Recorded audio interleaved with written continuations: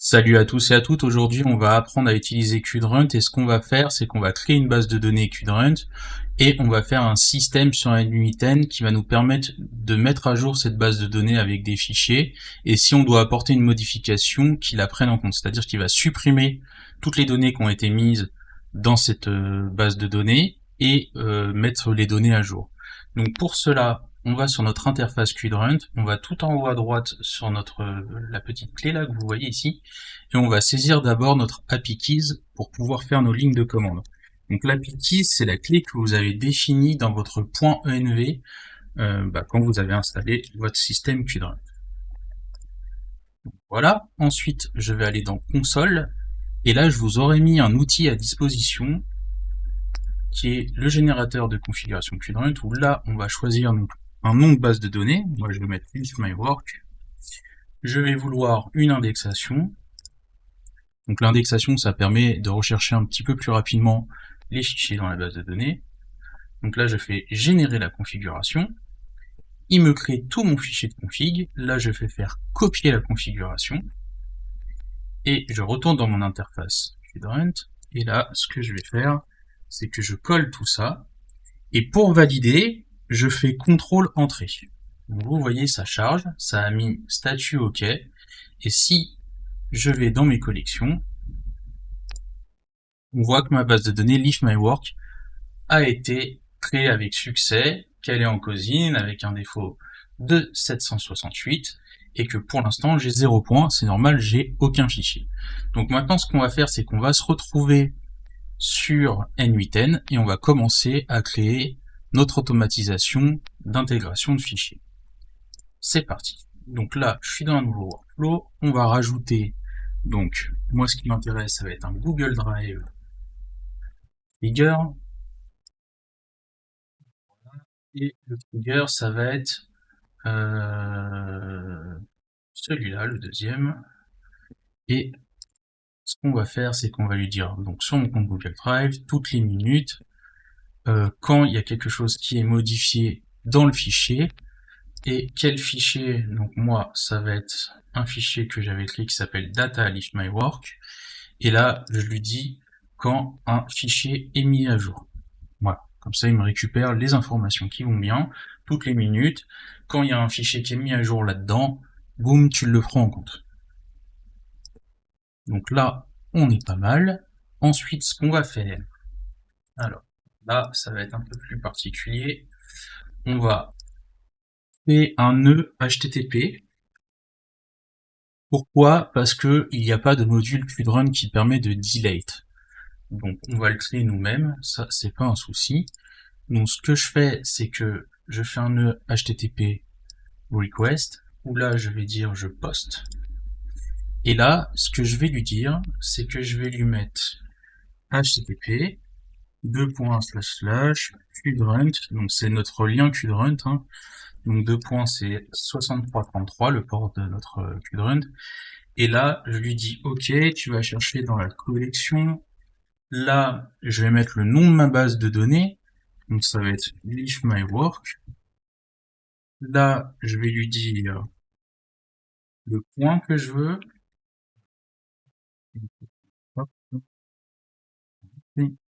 Et là, je lui dis delete.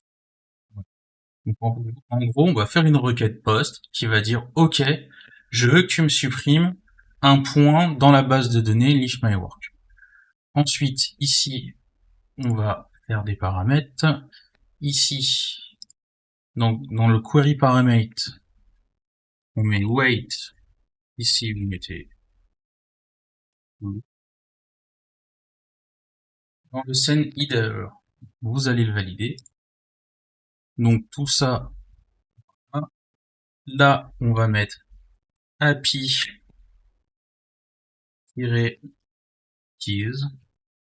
Et là, dans la value, ce que vous allez faire, c'est vous allez mettre votre clé API Qdrunt. Ça, on est OK. Et là, ce qu'on va faire, c'est qu'on va faire un send body JSON. Là, on va faire usine JSON. Et là, ce qui nous intéresse, donc ça, vous inquiétez pas, je vous copierai tout ce qui va bien. Tac, en gros, on va lui dire, ok, tu vas chercher dans le fichier un truc qui s'appelle iddoc qui match avec la valeur JSON-ID, mais vous inquiétez pas, on va y revenir après, c'est qu'on va créer cette variable. Donc une fois qu'on a fait ça, on est bon.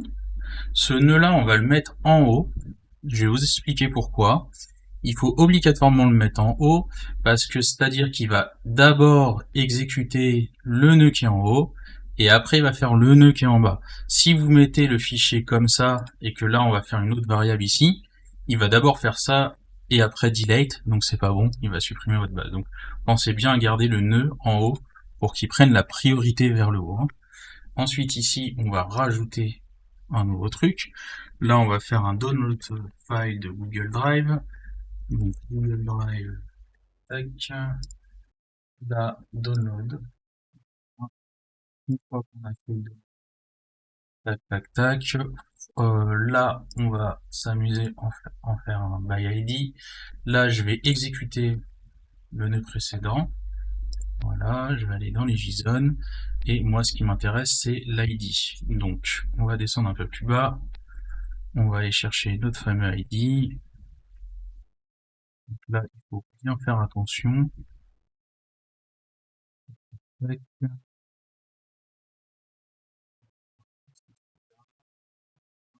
Donc là, vous voyez, vous prenez bien l'ID en question du fichier. Donc là, le fichier qui a été uploadé, c'est celui-là. Moi, j'avais fait une FAQ de support technique Windows 11. Donc là, boum, on a été la récupérer. De toute façon, la variable à mettre, si vous avez un doute, c'est les doubles accolades $jason.id. Donc là, on est bon. Par contre, là, on n'est pas très bon. On peut faire ça. Donc, je vous rappelle, ça, vous le laissez bien en haut. Donc, une fois qu'on a fait ça, on va tout simplement lui dire, OK, bah maintenant, tu vas te connecter à la base de données QRent. Donc là, pour le coup, on a les outils qui vont bien. Donc là, je lui dis QRent, je mets add document to vector store. Et là, alors, on va configurer ça tout simplement. Donc là, ce que vous allez faire, c'est que quand vous créez une connexion, vous remettez votre keys API, et là, dans l'URL, vous mettez qdrunt 2.6333. Tout simplement, vous allez voir, vous aurez connexion successful, et on sera bon.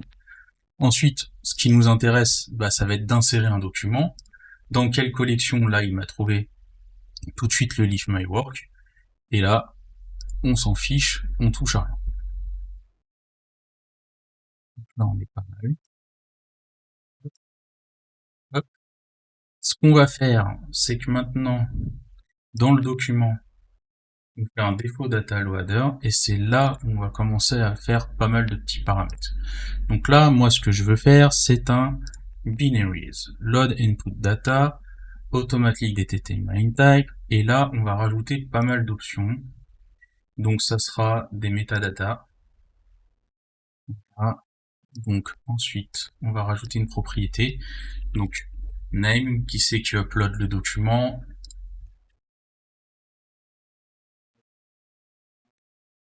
Ce que je vais faire, c'est qu'on va rajouter une date.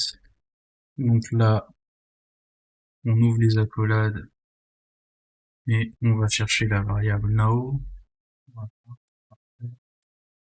Ensuite, on rajoute une propriété et c'est là où ça va être très très important. Cette propriété, elle est vraiment indispensable.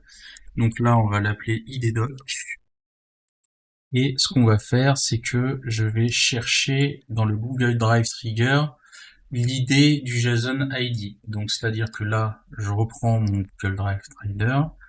Et là, si je vais un peu plus bas, voilà, je reprends ça, je le glisse ici. Et c'est cette variable-là qui nous intéresse. Ok? Donc une fois qu'on a fait ça, on est vraiment pas mal. Ensuite, dans le text splitter, ce qui nous intéresse, c'est qu'on va faire un recursive caractère text splitter. Et là, on va laisser 1000 et on va mettre 200. Une fois qu'on a fait ça, là, ça va être intéressant. On va commencer à connecter notre système haut la main. Donc notre système haut la main, si je clique ici, Hop, on a le Olama, donc là on va choisir les crédentials, et là rien, c'est vraiment très simple, ici vous enlevez ça, et vous écrivez Olama à la place, si vous avez installé le système Olama, et là quand vous allez faire save, hop, connexion successful. Donc là on est bon, sauf que dans les modèles, on n'a pas de data. Donc il va falloir faire des lignes de commande pour rajouter de la data. Donc, même punition, je vous ai fait un petit générateur de commandes au Lama. Moi, ce qui va m'intéresser, c'est que je vais avoir besoin de nomic pour injecter les données dans ma base QRun vectorielle. Donc là, vous faites générer la commande. D'ailleurs, j'en profite pour vous dire que vous pouvez aussi télécharger donc DeepSeek, Mistral et Lama. Donc nous, ce qui nous intéresse, c'est le nomic. Je génère la commande, je vais la copier. Et ce que je vais faire, c'est que je vais me connecter sur mon serveur, tout simplement. Hop. Je vais aller dans le dossier où j'ai installé mon Docker et je vais coller cette ligne de commande. Donc là, comme on peut le voir, il est en train de télécharger Nomic. On va le laisser charger. Hop. Voilà, une fois que c'est fait et que c'est marqué Success, c'est que c'est bon, on peut fermer ça. Et tout simplement, on va retourner dans notre workflow. Donc là, j'ai mon lama, et si je fais ça, et que je vais dans modèle, vous voyez que maintenant j'ai mon nomic. Donc, une fois que j'ai choisi mon nomic, je clique, et là, notre système, il est prêt pour la mise à jour. Donc, ce qu'on va faire, c'est comme on a déjà les données, donc là, on va en profiter. Je vais aller sur Google Drive, et je vais dans List My Work. Là, je vais dans Data List My Work. Donc là, vous voyez, bon, FAQ de support technique Windows 11. Là, ce que je vais faire, je vais le supprimer volontairement et faire un nouveau document qui va s'appeler ou et ceci est un test coucou. Voilà. On va attendre qu'il enregistre le fichier. Hop, ok, il l'a enregistré. Je vais actualiser. Coucou. Donc là, normalement, j'ai ceci est un test. Et ce que je vais faire, c'est que je vais actualiser mon workflow. Donc là, je vais le tester. Tac.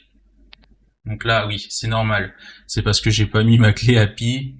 Forcément, elle est là. Tac, tac, tac. Voilà, j'avais mis votre clé API. Donc là, je vais mettre ma clé et on se retrouve tout de suite. Donc là, je vous reprends. Tac. Donc là, j'exécute.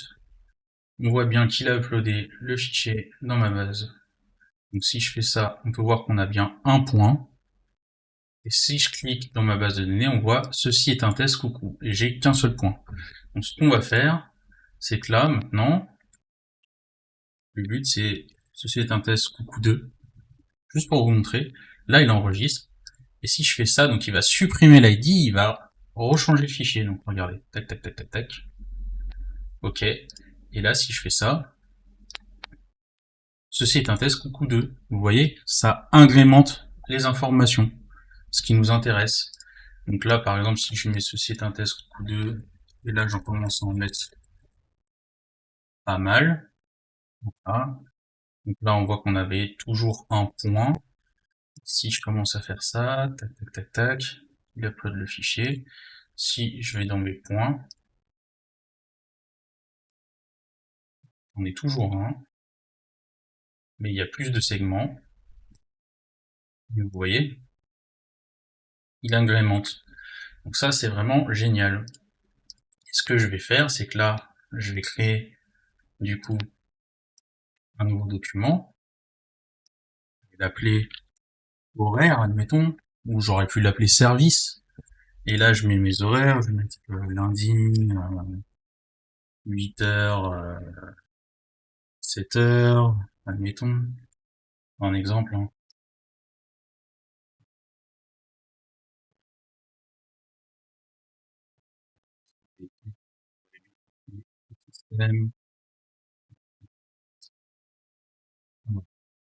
C'est un exemple. Je fais ça, et là, si j'exécute, il va pas supprimer, il va garder les deux fichiers du coup. Et là, si je vais là-dedans, je fais collection, vous voyez, j'ai 2 points maintenant. On va cliquer, là, vous voyez, j'ai mes horaires. Tac. Et là, j'ai mon ceci est un test. Et du coup, là, si je modifiais mes horaires pour les mettre à jour, tac, et que je fais ça, il va juste modifier la partie horaire. C'est-à-dire, il va juste modifier ce point-là. Ce point-là, il va le laisser tranquille. Donc là, j'actualise, vous voyez, il a modifié ce point-là, et ça, il me l'a laissé tranquille. Donc voilà comment on fait un système pour intégrer Qdrunt avec Ollama dans N8N en utilisant le Nomic, donc en full gratuit et en full hébergé, pour pouvoir vectoriser vos données tout simplement gratuitement. Donc j'espère que ce petit tuto vous aura plu, et sur ce, je vous souhaite une bonne journée.